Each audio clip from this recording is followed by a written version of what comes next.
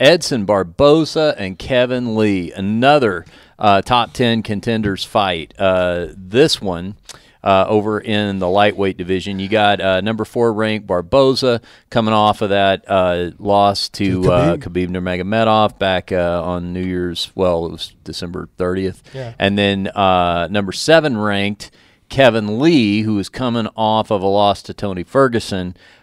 These two matching up. Now, you've got 2 guys with striking skills, but only one guy who's got a wrestling pedigree, that being Kevin Lee.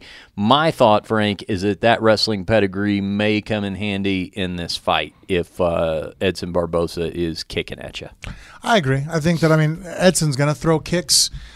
He's never shown hesitation to do so. You know, I think that's one of the advantages, that he has such versatile and quick legs, but he doesn't hesitate to throw them.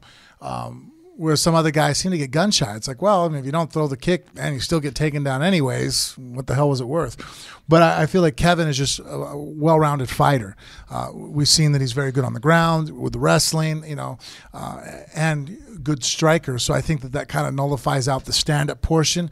Whereas, you know, I'd still probably give a slight edge because of the range to Barboza. But I feel that eventually he's going to catch him and drag him down. And I think that, you know, just whenever I see a guy who's a specialist versus the guy who's the jack of all trades, you know, me personally, I kind of always tend to lean towards the jack of all trades. Yeah. We'll see. Yeah. And this is the only reason why I'm saying we'll see. I'm doing my Chappelle. We'll see, Frank. Because Barboza losing to Khabib, come on, guys. It's Khabib. Yeah. And, you know, like that one, I'm like, well, do you think Kevin Lee would have done well against Khabib?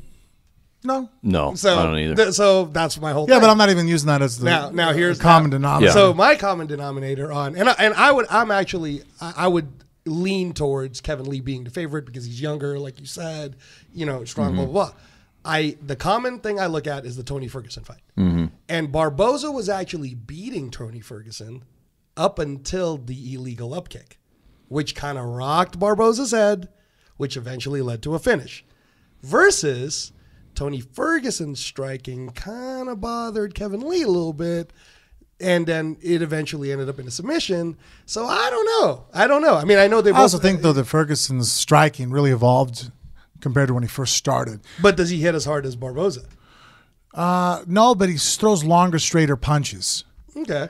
So, I mean, I don't know. I mean, going back to... And remember the last time we watched the Barboza fight at your house?